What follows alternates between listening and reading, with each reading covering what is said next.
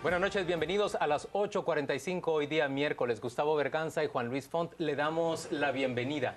Y le ofrecemos también un saludo de bienvenida al expresidente Alfonso Portillo, quien ya se encuentra con nosotros. El expresidente ofrece apenas sus primeras entrevistas después de aquel largo encarcelamiento que ha vivido tanto en Guatemala como en Estados Unidos. Señor Portillo, bienvenido a las 8:45. Mucho de qué conversar con usted, mucha expectación en las redes sociales por esta entrevista que usted ha concedido al Canal Antigua. Al contrario, Juan Luis, muchas gracias por invitarme. Es un honor. Adelante, don Gustavo. Desde el momentito en el que yo colgué el tweet anunciando que teníamos entrevista con usted, nos han llovido bastantes mensajes críticos. Por ejemplo, uno nos cuestiona que por qué vamos a entrevistar a alguien que es un delincuente confeso.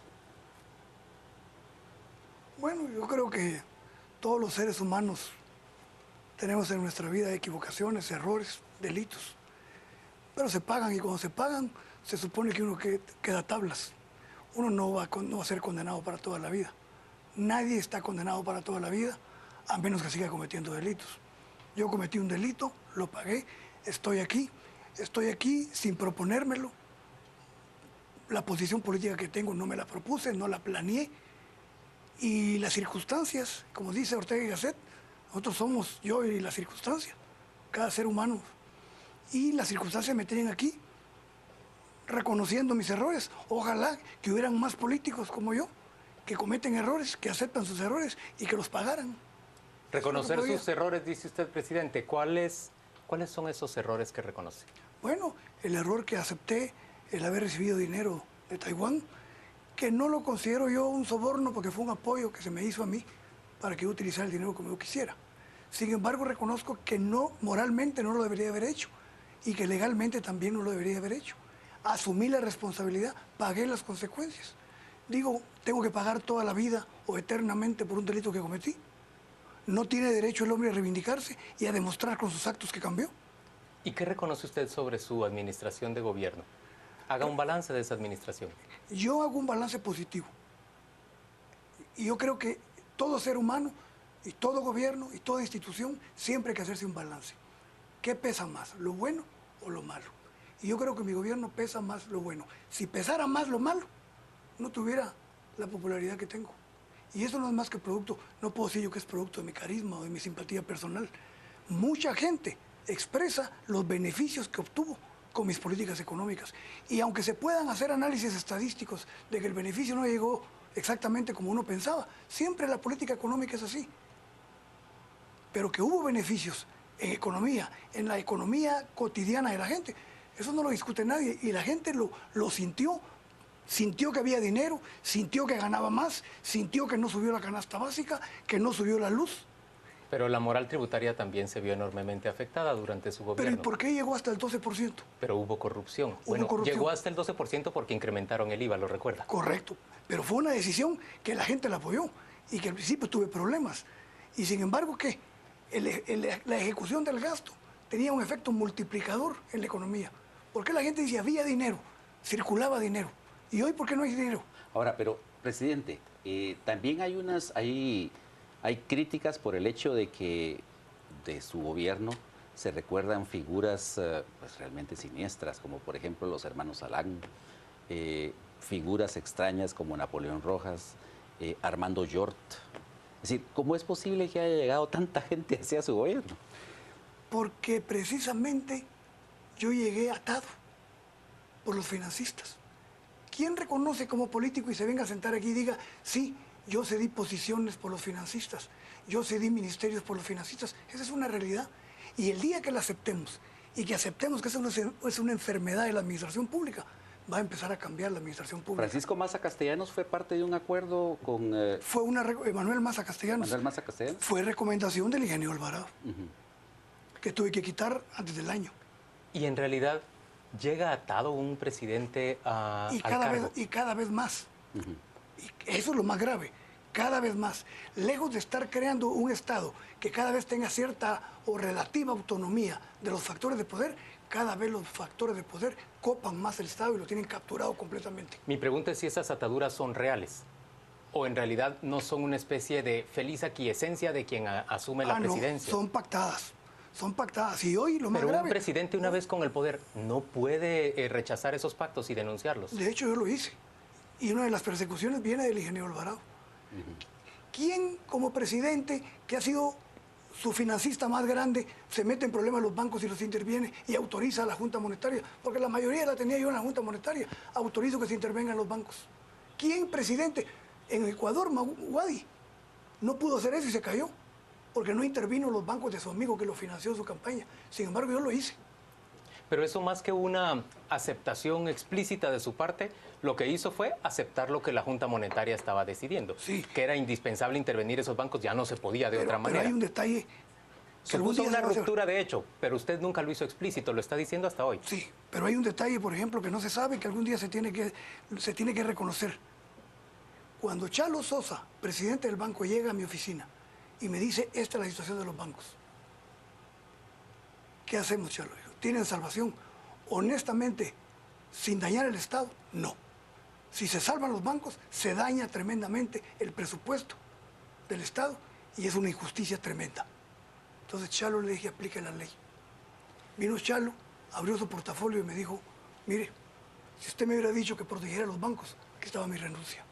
Ahora, y en el Esta caso... es una decisión de Estado y se la respeto. Y en el caso del Banco del Ejército, es decir, ¿por qué se actuó de esa forma cargándoselo al crédito hipotecario? Porque no teníamos otra, porque fue recomendación de la Junta Monetaria, del estudio que se hizo en el Banco Central, pero no solo el Banco del Ejército, Banoro. Sí. Banoro era una carga, era más daño desaparecerlo a que fuera absorbido por el crédito hipotecario. Presidente Portillo, yo puedo mencionarle muchos casos más. Por ejemplo, puedo mencionarle el del Instituto de Previsión Militar. Pero mi pregunta de fondo tiene que ver en realidad con el sistema en el que vivimos. Y un sistema que, usted ya lo dijo en una entrevista que le dio a Contrapoder, un sistema que no terminó con su encarcelamiento, sino por el contrario, parece haber ido en evolución, en incremento. Esa es la realidad. ¿Cómo ponemos fin a ese sistema corrupto que parece ser el principal motor de nuestro modelo político? El primer paso es cambiar la ley electoral y de partidos políticos. Esa ley es la que permite que hoy sea un mercado.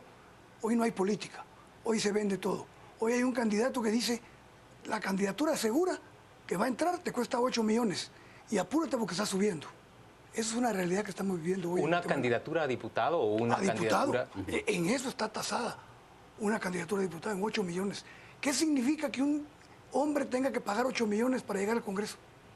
Que no va a llegar a legislar en beneficio de la población, va a llegar a hacer negocios, para recuperarse en primer lugar de lo que pagó y en segundo para hacer fortuna. Ahora, digamos, para cambiar eso, entonces lo que habría que quitarle es la potestad al Comité Ejecutivo de los partidos de nombrar candidatos en donde no tienen representación partidaria. Crear verdaderos partidos, crear una ley electoral que haga de los partidos un funcionamiento democrático, competidos, y que no haya una manipulación por cacicazgos. Y eso se puede contemplar en una ley que esté pensando en la democratización del sistema. Si no, no hay salida. Pero la llave de ese candado la tiene exactamente los beneficiarios del sistema, los diputados al Congreso de la República. Diputados electos mediante ese sistema que habla usted de inversión en la curul. Hay que llevar nuevas gentes al Congreso. Y yo creo que los partidos que están interesados verdaderamente en los cambios deberían de proponer gente nueva, gente joven, mezclada con gente con experiencia, para que esto cambie. Porque si el Congreso sigue como va... Señor Portillo, cada 4 años volvemos a entusiasmarnos con esa idea. Nos hablan de que al llevar diputados nuevos, en esta legislatura 70, poco más o menos, diputados nuevos, las cosas van a mejorar y terminan siendo muy pronto cooptados por el modelo, se vuelven más de lo mismo. Yo diría que son 158 diputados y no todos los diputados están metidos en el negocio. No, no todos. No todos. Pero no son mayoría. Pero nos sobran dedos de la mano para mencionarlos. Claro, pero así se puede empezar. Y hay que ir avanzando en tener más diputados que no les interese el negocio, sino la verdadera cosa pública. Ahora, durante su gobierno también se recuerda que había un organismo judicial que era obviamente bastante complaciente con el Ejecutivo. ¿Cómo hacemos entonces para quitar eso? Sin embargo, yo te digo una cosa, Gustavo. Jamás, que me diga alguien que me tenga una prueba, jamás me metí en nombrar o en sugerir un nombre para la Corte Suprema y en la Corte de Apelaciones. Nunca. Bueno, ni siquiera sugerí nombres para el fiscal general, Por eso metí las patas con el nombramiento de Carlos de León, porque eso fue lo que me presentó el Congreso, o la comisión de postulación. ¿Usted ahora ve aquello como un gran error? Claro, fatal. Puse de fiscal a un hombre que lo que quería era usarlo como trampolín para ser presidente. E hizo toda la debacle del Ministerio Público. Lo debilitó aún más. Pero yo jamás propuse a nadie para la Corte Suprema. Dirían ahora los políticos, es un error, porque el presidente tiene que tener siempre gente de confianza, como hoy que se reparte en la Corte Suprema. Posiblemente el partido lo hizo, o lo hicieron los diputados, pero el presidente nunca lo hizo. Yo respeté siempre el Poder Judicial y nunca me inmiscuí en su funcionamiento. Ahora, siempre, en ese momentito de su gobierno había dos presidentes. Sí, digo dos porque el presidente del Congreso, el Claro. general Ríos Montt, modificó las reglas del juego en el Congreso y se reeligió 3 veces consecutivas. Y usted en el Poder Ejecutivo. Sí, ¿quién era realmente el que cortaba el tocino en ese gobierno? Mira, el presidente lógicamente tiene siempre una preponderancia sobre los demás poderes, sobre todo sobre el Poder Legislativo, sobre todo si tiene mayoría, como la tenía yo, mayoría absoluta. Pero no era su partido. No era mi partido, pero sin embargo yo puedo decir que todas las propuestas del Ejecutivo fueron apoyadas por el presidente del Congreso y por eso tuvieron éxito. Si no hubiera sido por la colaboración del general Efraín Ríos Montt, muchas de las reformas, la reforma fiscal, la reforma financiera, la reforma educativa, la laboral, las leyes de descentralización y de reforma del Estado, no hubieran salido si no se convence el presidente del Congreso de la viabilidad y de la necesidad de esas leyes. De tal manera que el poder se comparte, Gustavo. Claro, que siempre el Ejecutivo tiene una preponderancia por encima del Legislativo, pero creo que el que debería de realmente llevar la batuta en un Estado es el Legislativo. Y el Ejecutivo debería ejecutar las políticas que salen del Legislativo. Bueno, de hecho eso es lo que está sucediendo ahora con este Congreso, pues lleva la batuta. Tiene congelado al gobierno, lo tiene totalmente paralizado. Sí. En sentido negativo, ¿verdad? Tiene la batuta para no hacer nada. Señor Portillo, usted habla con aparente entusiasmo y conocimiento del momento político. Usted apenas acaba de salir de prisión el 25 de febrero pasado. La pregunta que prácticamente toda nuestra teleaudiencia está esperando que usted responda es si usted va a participar o no en el proceso electoral del 6 de septiembre. ¿Usted va a ser candidato o no? Toma aire para responder primero. Sí, no, yo estoy dispuesto a ser candidato. Si las circunstancias se dan en la que pueda ser viable el proyecto que estoy trabajando, yo puedo encabezar el listado nacional perfectamente. ¿En qué proyecto está trabajando? Yo estoy trabajando en 2 vías. Estoy trabajando por tratar de presentar una cuarta opción a las 3 que van encabezando las encuestas electorales. Distinta entonces a Manuel Valdizón, distinta a Alejandro Sinibaldi, distinta a Sandra Torres. Sí. ¿Por qué? Yo respeto a los 3 candidatos, no tengo absolutamente nada personal contra ellos, pero creo que no representan en este momento lo que Guatemala necesita. Nadie está hablando de las reformas estructurales que necesita el país. Ahora, pero la cuarta opción en la que se ha dicho que usted se va a apoyar es Roberto Alejos. Sí, estoy trabajando con el partido todos, viendo la posibilidad de hacer una buena mezcla de candidatos a diputados para llevar una buena bancada al Congreso. Y estamos en la dificultad del binomio. Puede ser que participemos solo para diputados, sin binomio. Me encantaría lanzar nombres que pudieran ser el binomio. No he hablado con ellos, pero los tengo contemplados, ¿verdad? Si logro convencer a un buen binomio que tenga credibilidad, que sea una propuesta seria para el país, pues vamos con binomio. Si no, solo vamos para el Congreso. Alfonso, es una posibilidad, ¿verdad? Esto se organiza alrededor del partido Todos. Así es. Porque creo que es el partido que más genuinamente se ha abierto a la posibilidad de trabajar en un proyecto, de elaborar un proyecto nacional. Los demás partidos tienen ya repartidas todas sus posiciones. Solo llegaría uno a adherirse a un proyecto que ya está completamente cocinado. Ahora, originalmente se decía que iba a haber un frente que iba a estar integrado por Alejandro Sinibaldi, por usted y por Roberto González. ¿Qué fue lo que impidió que Sinibaldi se sumara a usted? Bueno, yo he conversado en varias oportunidades con Alejandro Sinibaldi, me parece una excelente persona. Creo que no compartimos muchas visiones sobre lo que hay que ver en el país. Ideología política, dice usted. Posiblemente eso, pero yo ya superé un poco ese sesgo ideológico que tenemos todos. Yo ya me volví un poco más pragmático. De hecho, muchos de izquierda dicen que yo hice una política de derecha en el gobierno, es la visión que ellos tienen. Pero creo que somos dos personalidades distintas, somos dos visiones distintas de país. Él está haciendo esfuerzos por conformar un gran frente. Creo que ha hablado con el señor Roberto González, creo que ha hablado incluso con el alcalde capitalino, el señor Arzú, y creo que es un buen esfuerzo el que está haciendo. Pero yo no me veo muy cómodamente en un proyecto de esa naturaleza. ¿Por qué? Porque yo creo que necesitamos mucha sangre fresca. Yo creo que en los listados que yo estoy elaborando debería haber 80% de diputados de gente joven, gente incluso recién egresada de la universidad. Si no hacemos ese refresco que necesita la clase política en Guatemala, nosotros ya vamos de salida y nosotros debemos estar entregando la estafeta ya. Si usted llegara a conformar un bloque, digamos, mediano en el Congreso, su gran riesgo no es quedar engullido por este mismo sistema y simple y sencillamente convertirse en más de lo mismo. Es un riesgo. Como todo en política es un riesgo.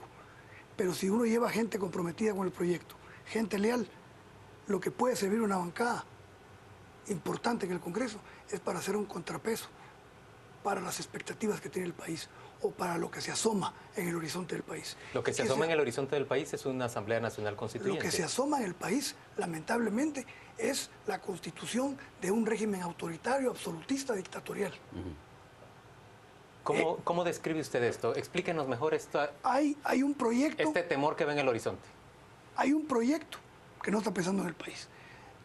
Hay un proyecto que está pensando en la concentración del poder, en la concentración de la economía, en no libertad de prensa, en no libertad de opinión, en no oposición en el Congreso, y que lo ha demostrado comprando diputados a diestra y siniestra. ¿Con nombre y apellido?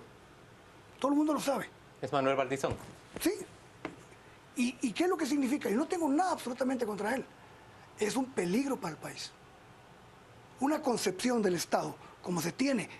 Es increíble cómo el proceso democrático que no ha terminado de madurar hoy da la posibilidad de que se llegue al poder con un régimen completamente antidemocrático, sin respeto por los derechos individuales, sin respeto por la libertad de opinión. Y eso es una realidad que la estamos viviendo ya. Lo que usted nos está diciendo es que le inspira mucho temor que el señor Valdizón convoque, como ha dicho en su proclamación en la Plaza de la Constitución, a una Asamblea Nacional Constituyente bajo las actuales normas de la ley electoral. Claro, porque es evidente que no hay ningún interés en hacer Asamblea Nacional Constituyente para hacer cambios en beneficio del país, sino para perpetuarse en el poder. En una entrevista que se le hizo aquí a Antonio Coro el lunes, Antonio Coro, que fue reclutado recientemente por este partido para ser candidato a alcalde por la capital, Antonio Coro admitía que una de las, precisamente de los alcances que tendría esta reforma constitucional sería promover la reelección presidencial. Que es lo que desnaturalizaría completamente la reforma. Porque eso va a ser lo que va a llamar la atención, eso va a ser lo que va a estrampar y eso va a ser lo que va a tener la mayor atención. Y no lo que verdaderamente se necesita. La reforma electoral y de partidos políticos, la ley de servicio civil, la revisión del régimen fiscal y del régimen financiero del Estado, las comisiones de postulación, eso es lo esencial. Quisiéramos que hubieran más cambios, pero mientras más cambios hay, menos acuerdos van a haber. Pero hacer reforma constitucional solo pensando en perpetuarse en el poder, a mí se me hace que es un peligro en las condiciones actuales del país. Y hay una cosa, hay un proceso que muchos políticos no hemos considerado.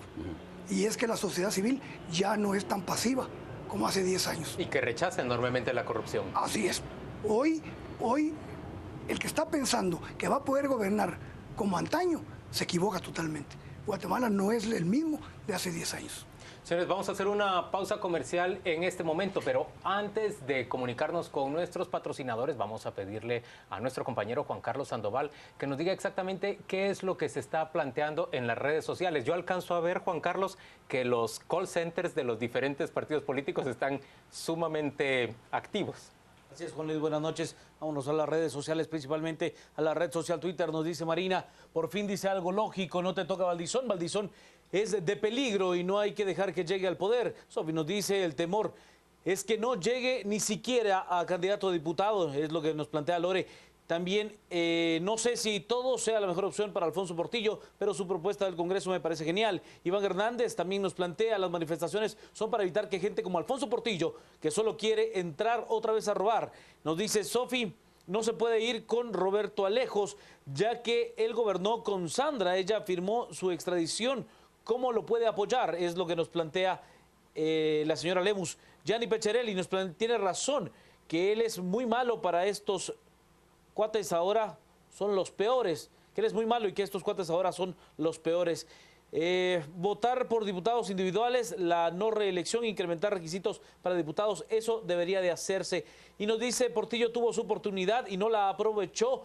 Caso Taiwán, el CHN, entre otros, corrupto, es lo que nos plantean a través de las redes sociales. Seguimos en la entrevista con el expresidente de la República, Alfonso Portillo de Cabrera, al regresar acá a las 8:45.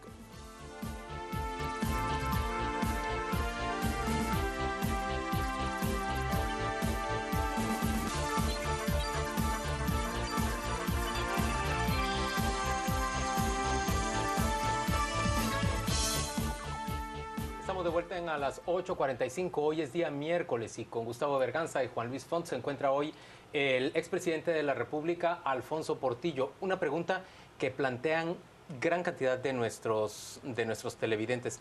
Señor Portillo, ¿usted piensa que la vicepresidenta Valdetti debe renunciar?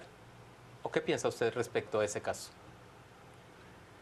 Mira, yo creo que si ella, bueno, hay que respetar el principio de inocencia.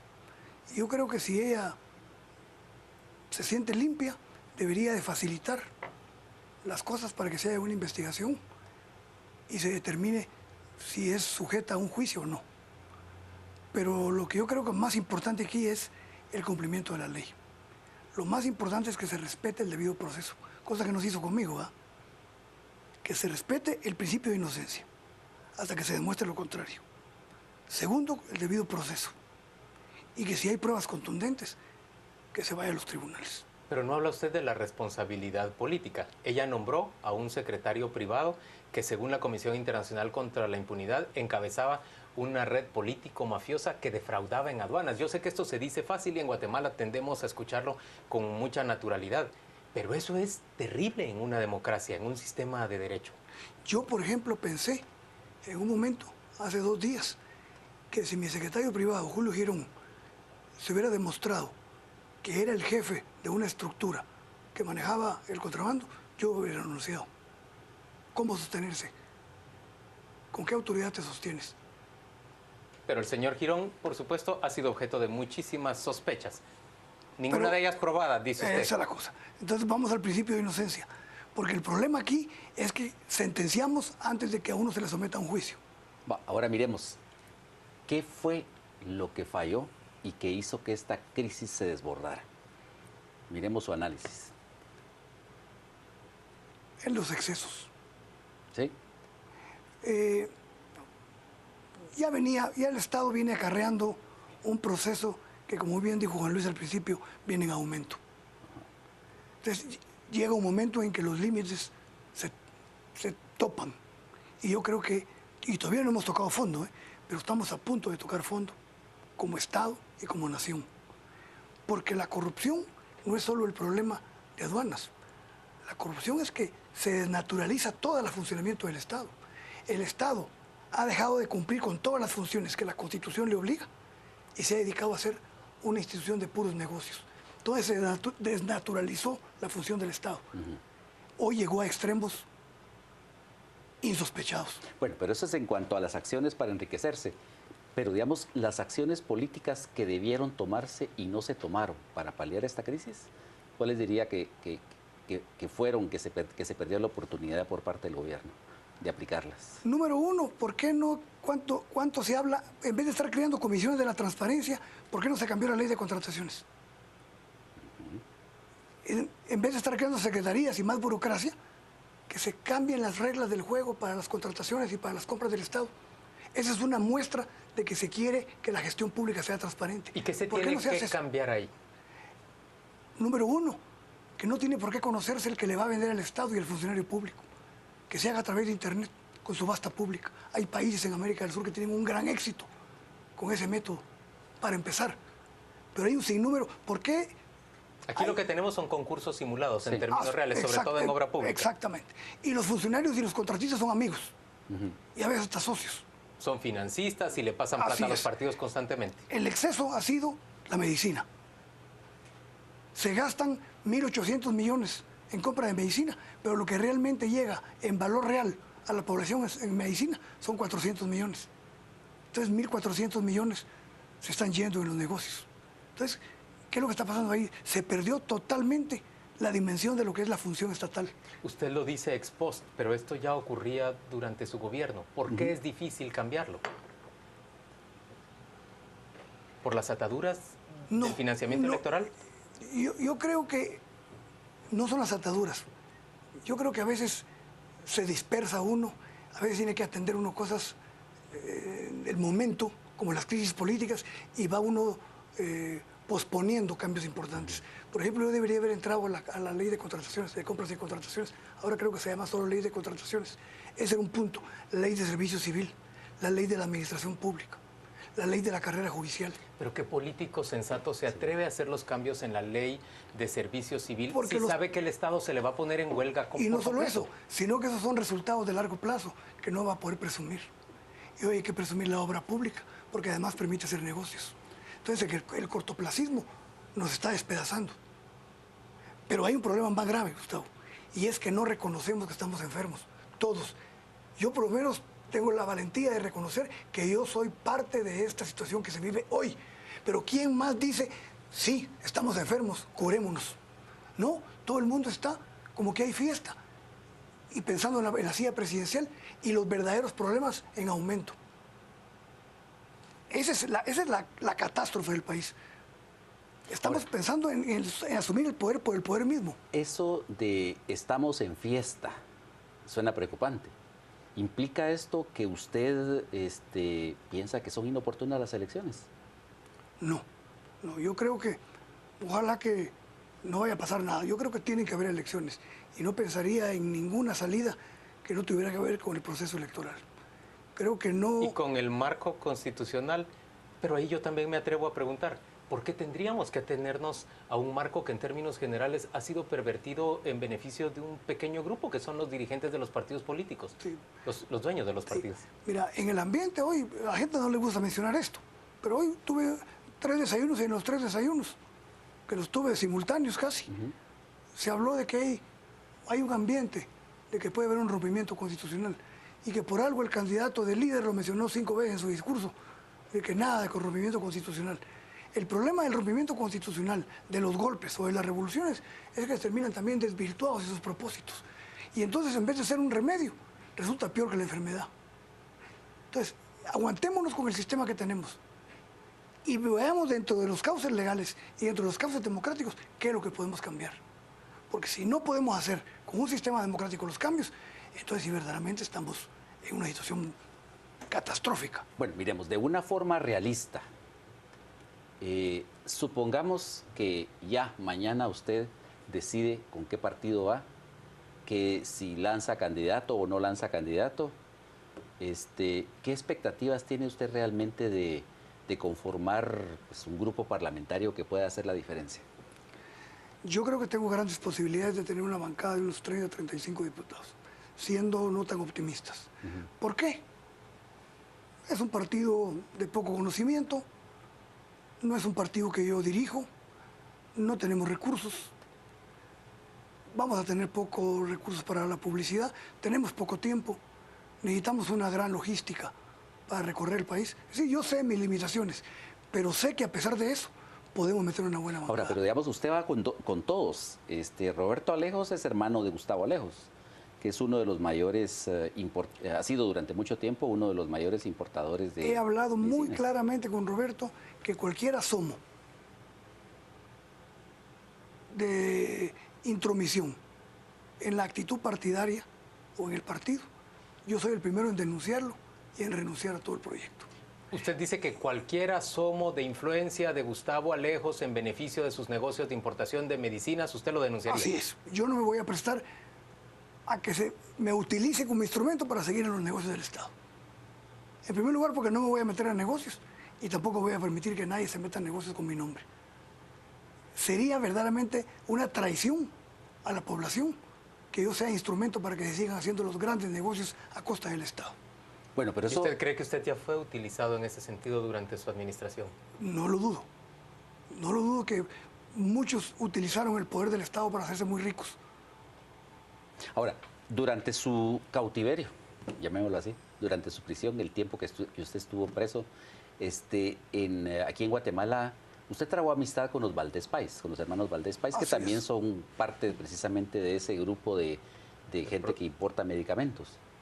¿Qué nos garantiza a nosotros de que no va usted a favorecer a sus amigos los Valdés Pais en desmedro de Cohen, de Gustavo Alejos? Qué buena pregunta, Gustavo, porque todo el mundo cree que a Francis Valdés yo lo conocí en la cárcel. A Francis Valdés lo conocí yo porque mi cuñado trabajaba en las empresas de él, era visitador médico, y lo llevó a casa presidencial. ¿Y por qué tengo un gran respeto por Francis? Porque me dijo, presidente, yo no vengo a pedirle privilegios, solo vengo a denunciar todo lo que están haciendo de contrato abierto, que todos participemos. Pero resulta que se los están dando a los amigos y en desmedro de las finanzas del Estado. Ese es Francis. Y me acuerdo cuando me despedí de él, creo que lo cuenta él en una anécdota. Le dije, Francis, yo había oído hablar de usted, pero me gusta su integridad y me gustaría ser su amigo. Nunca lo volví a ver después de esa visita. Hasta la prisión. Pero no hasta la prisión que nos fuimos a encontrar. Y nunca, y sigue con la misma posición, que participen todos en subasta pública. Que se dé al que dé mejor calidad y mejor precio. Eso lo sigue sosteniendo, y no solo Francis, yo creo que hay otros empresarios. Pero como cuando se llega al poder, se hacen a un lado a todos esos. Presidente Portillo, saquemos conclusiones de lo que hemos conversado el día de hoy con usted. En primer lugar, usted dice que sí piensa participar en lo político. Así es. Que la opción con la que piensa participar es la del partido Todos. Todos. Es Eso una es probabilidad. No, es una probabilidad. Si yo logro en las siguientes semanas, en los siguientes 10 días, conformar realmente las listas democráticamente conformadas, me refiero que... Democráticamente, eso supondría consultar con las bases. Y me eso no se refiero está a la haciendo. representación, que estén representados jóvenes. Diversidad, dices tú. Diversidad, es correcto la corrección. Yo estaría anunciando esto en los primeros días de la segunda quincena. ¿Y usted querría encabezar el listado nacional? Yo creo que en este momento tengo dos opciones, o no participar, o participar con todos. ¿Usted ha descartado ya por completo entonces la opción de Alejandro Sinibaldi? Eso es lo que nos está Sí, diciendo. yo creo que es más difícil llegar a un acuerdo con Alejandro, y creo que no hay posibilidades de un acuerdo ahí. Lo digo con sinceridad. ¿Y ustedes van a conseguir financiamiento para desarrollar una campaña electoral? ¿Cómo va a impedir que ese financiamiento se convierta en las ataduras de las que nos hablaba de su mandato? Ese es un punto que yo he recalcado en todas las reuniones que hemos tenido. Aunque sea poco, pero la gente que lo dé, que esté dispuesto a que su nombre salga. Porque todo el mundo, hasta por 20,000 quetzales, no tengo autorización para decir quién me los dio. Eso ya pasó a la historia. Hoy tenemos que decir, aunque sean 10, 15, 20,000, que den su nombre y quién lo dio. Si hacemos una campaña austera, el pueblo lo va a reconocer. Señor la Portillo, gente se va a usted dar es cuenta. dueño de fortuna. ¿Usted va a financiar parte de ese proyecto electoral? Si te contara que no tengo ni un centavo, no tengo ni cuenta bancaria, No. ni cuenta bancaria, ni tarjeta de crédito. El dinero que le entregó Taiwán, por ejemplo, ese se Ese fue encuentra decomisado. decomisado Claro. y está congelado. Así es. No, ya lo recogió Estados Unidos. Usted no cuenta, dice entonces, Con con dinero. fondos propios. No tengo ni casa propia en la capital porque me que me la quitaron, pues. La única casa que La tiene única casa. es la de Pasabién. La de pasa bien. Ya. Entonces usted no va a ser un Y financista de su me voy propia a morir, campaña. y así me voy a morir. Ese es mi propósito. Morirme tal y como estoy. Me gustó una frase del Papa. Nunca he visto detrás de un sepelio un camión de mudanzas. Ahora, sinteticemos, sigamos sintetizando. Hay que modificar la ley electoral, Y de hay que, partidos. modificar también la ley de las servicio comisiones civil y las comisiones de comisiones de postulación. postulación. Digamos que esos 3 puntos serían los que usted empujaría desde el Congreso. Así es. Y dar marcha atrás en la contrarreforma de Ramiro de León. Esa contrarreforma que le quitó el crédito del Banco de Guatemala al sector público para que ahora sean los bancos privados los dueños de la deuda pública del Estado. Eso Claro, significa de no entrada volver, que usted pero no no va a tener volver. financiamiento de los bancos, del capital, Del capital tradicional. financiero. Yo ya tengo experiencia con los banqueros, suficiente. No necesito apoyo de los banqueros. Es que si voy a caer en lo mismo que hice, ¿dónde está el discurso nuevo y dónde está la actitud nueva? Ahora miremos, ¿reelección en la Constitución? Yo no creo que deba tocarse la reelección. ¿Aumentar el periodo? Pues sí, eso sí, puede ser. Ajá. Esa puede ser una salida y puede crearse un sistema en la que pueda haber un cambio de diputados a mitad del periodo. Se menciona también como una posibilidad de mejora el replanteamiento de cómo se eligen los diputados, de que en vez de que sea por listado, que por sean por planilla, que distrito. sea por distrito y nominal. Sí. Bueno, esa es una posibilidad, es una idea positiva que hay Ajá. que discutirla. Otra cosa es el número de diputados, que yo no creo que incida mucho que sean 158, sean 100. Aunque se disminuye la representatividad democrática, según dice la teoría. Correcto. Pero además es más fácil controlar un Congreso con menos gente que con más. Pero ¿fácil para quién? ¿Para los financistas? Va a ir para los que tienen poder económico. Ajá.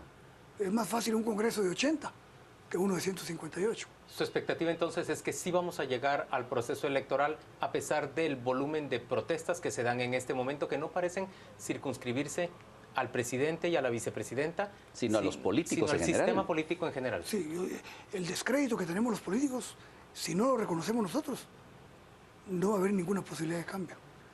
El primer cambio pasa por reconocer que hemos cometido los peores errores en la gestión pública y como políticos. Y tenemos que hacerlo porque si no la sociedad va a superar a la sociedad política. ¿Y hasta dónde prevé usted que lleguen estas protestas y este movimiento de molestia, de reclamo de parte de la ciudadanía? Posiblemente en este tiempo, en lo que resta del año, no creo que haya ningún problema que pueda entorpecer el proceso electoral. Pero lo que sí creo que si este tono y esta tónica de los negocios, este ritmo de los negocios, creo que el próximo año, el próximo gobierno, puede que no termine el primer año de gobierno. Ahora, Eso sí lo creo.